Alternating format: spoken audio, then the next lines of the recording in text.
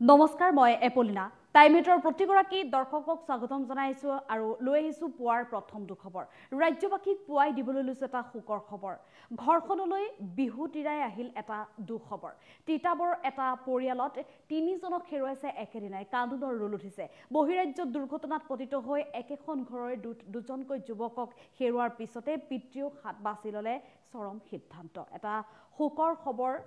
তিতাবৰত এখন ঘৰত এতিয়া কান্দোনৰ ৰোল উঠিছে বিহু দিৰাই পহিলা বহাগৰ দিনটোতে তিতাবৰত সংঘটিত হৈছে এটা মৰ্মান্তিক ঘটনা একেটা পৰিয়ালৰ তিনিজনৰ মৃত্যু এটা শোকাবহ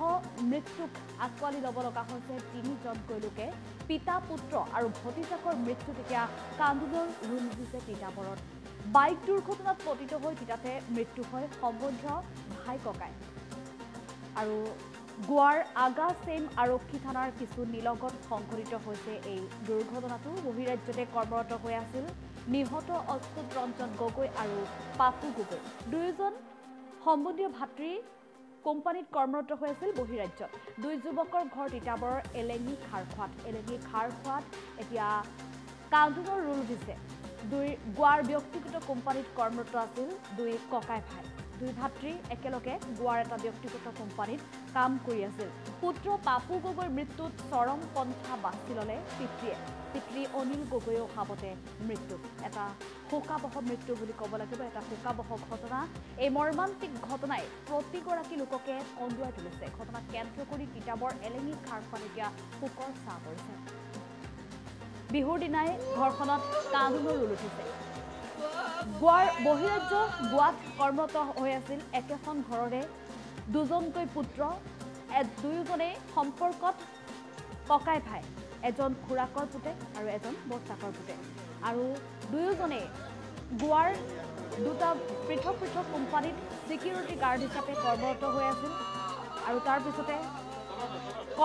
যি কৰ্মস্থলী আছে কৰ্মস্থলীৰ পৰা নিজৰ থকা স্থানলৈ উভতি আহি থকাৰ অৱস্থাতে এই ভয়ংকৰ পথ দুৰ্ঘটনা সংঘটিত হৈছিল আৰু এটা ভয়ংকৰ পথ দুৰ্ঘটনাত থিতাতে মৃত্যুক আকোৱালি ল'ব লগা হ'ল দুই ককাই ভাই মৃত্যুৰ খবৰ পোৱাৰ পিছতে পাপু গগৈৰ পিতৃ অনিল গগৈৰো চৰম সিদ্ধান্ত বাছি ল'লে পুত্ৰ বিয়োগৰ শোক সহ্য কৰিব নোৱাৰি পিতৃয়ে যি চৰম সিদ্ধান্ত বাছি ল'লে সেই সিদ্ধান্তৰ পিছতে একেখন ঘৰৰ পৰাই তিনিজন মানুহ নোহোৱা হৈ গ'ল ৰঙালী বিহুৰ সমগ্ৰ এই আনন্দ উল্লাসৰ মাজত তিতাবৰ খাৰখোৱাত এতিয়া শোকৰ ছাঁ পৰিছে কিয়নো এই শোকাবহ ঘটনাই সকলোকে কন্দুৱাই তুলিছে আপোনাৰো চকু পানী ওলাব এই তিতাবৰ এই মৰ্মান্তিক ঘটনা পৰিৱেশতে কিয়নো আজি সেই তিতাবৰৰ খাৰখোৱাৰ এলেঙিৰ খাৰখোৱাৰ সেই ঘৰখনৰ সমান্তৰালভাৱে প্ৰতিখন খাৰখোৱাৰ প্ৰতিগৰাকী অঞ্চলবাসীৰ ঘৰতে চকু পানীৰ বন্যা বৈছে শোকৰ বন্যা বৈছে কিয়নো বিহু বুলি ঘৰখনত যি সময়ত আনন্দ উল্লাসে বিৰাজ কৰিব লাগিছে সেই সময়ত এতিয়া পুত্ৰৰ বিয়োগৰ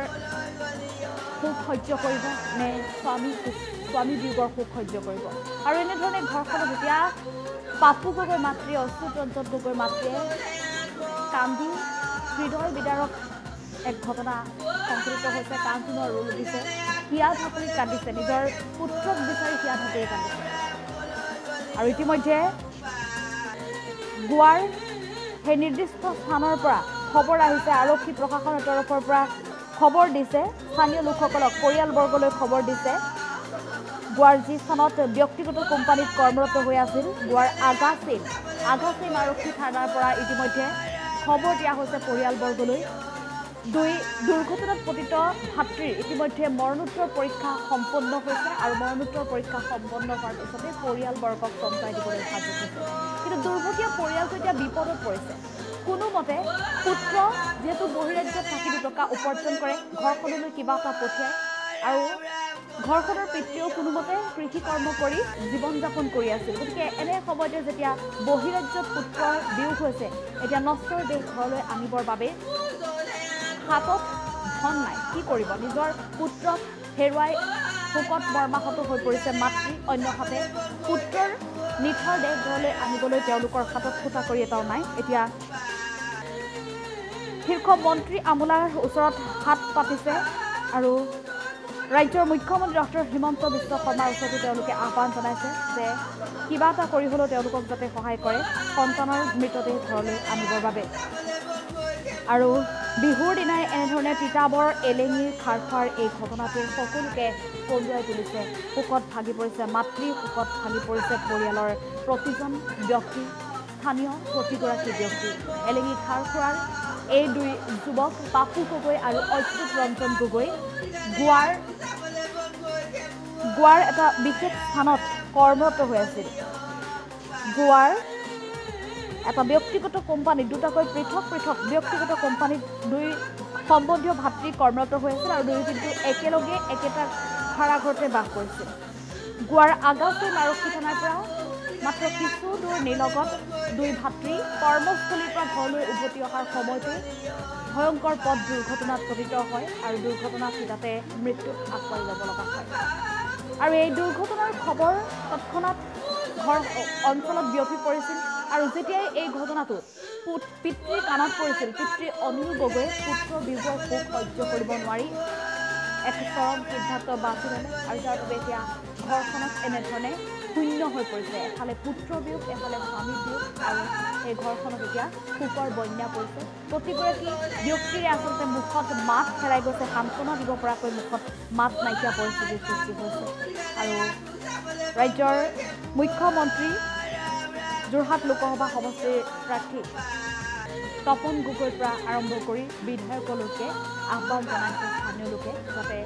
মৃতদেহ বহিৰাজ্য গোৱাৰ পৰা আনি যাতে অসমলৈ নিজৰ স্বগৃহলৈ যাতে আনিব পাৰে তাৰ বাবে ব্যৱস্থা কৰি দিবৰ বাবে সহায় আগবঢ়াবৰ বাবে আহ্বান জনাইছে স্থানীয় লোকে।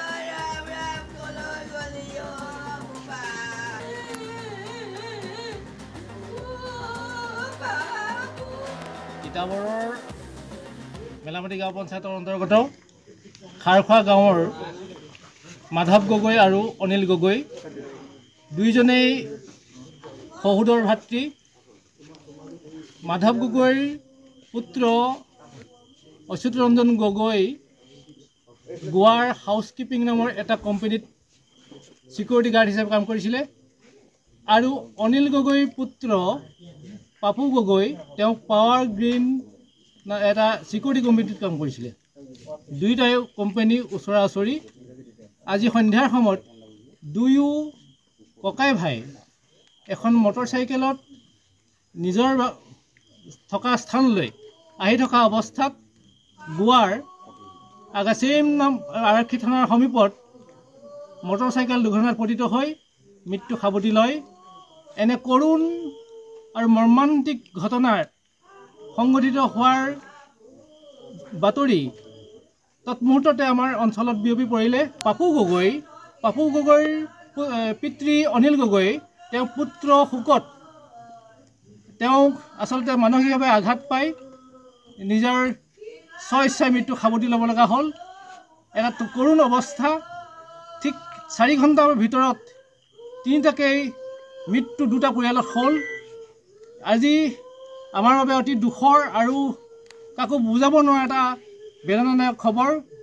আৰু আটাইতকৈ আশ্চৰ্যজনক এই যে গোৱাত বৰ্তমান দুটাকে মৃতদেহ অচ্যুত ৰঞ্জন গগৈ আৰু পাপু গগৈ দুইজনৰ মৃতদেহ ইতিমধ্যে গোৱা চিকিৎসা মহাবিদ্যালয়ত মৰ্গত আছে। কালিলৈ পষ্টমৰ্টেম হ'ব বুলি আগাছিম পুলিচ ষ্টেচনৰ পুলিচ ইন্সপেক্টৰে ইতিমধ্যে আমাক অৱগত কৰিছে। আৰু এই মৰ্গৰ পৰা কালিলৈ পষ্টমৰ্টেম হোৱাৰ পাছত পৰিয়ালবৰ্গক চমজাই দিম বুলি কৈছে। কিন্তু আটাইতকৈ দুখৰ বিষয় যে দুয়োটাই দৰিদ্ৰ পৰিয়াল। গতিকে গোৱাৰ পৰা যোৰহাট জিলা অসমৰ এই যোৰহাট জিলাৰ এই ভিতৰুৱা অঞ্চলটোলৈ আনিবৰ কাৰণে দুয়োটা পৰিয়ালে কিন্তু অপাৰক। মই আশা ৰাখিছোঁ যে এই গোৱাৰ পৰা তিতাবৰৰ এই খাৰখোৱা গাঁওখনলৈ দুয়োটা দৰিদ্ৰ পৰিয়ালৰ এই চোতাললৈ এই দুটা সন্তানক দুইজন যুৱকক আনিবৰ কাৰণে মই তিতাবৰ বিধানসভাৰ সমষ্টিৰ বিধায়ক মাননীয় ভাস্কৰজ্যোতি বৰুৱা ডাঙৰীয়া, আমাৰ যোৰহাট লোকসভা সমষ্টিৰ সাংসদ তপন কুমাৰ গগৈ ডাঙৰীয়া আৰু অসমৰ মাননীয় মুখ্যমন্ত্ৰী হিমন্ত বিশ্ব শৰ্মা ডাঙৰীয়াক অনুৰোধ জনাইছোঁ যাতে দুয়োটা পৰিয়ালক যাতে তেওঁলোকৰ এই মৰ্মান্তিক ঘটনাৰ দুখৰ সমভাগী হৈ মৃতদেহ দুটা অনাৰ ব্যৱস্থা কৰি দিব পাৰে।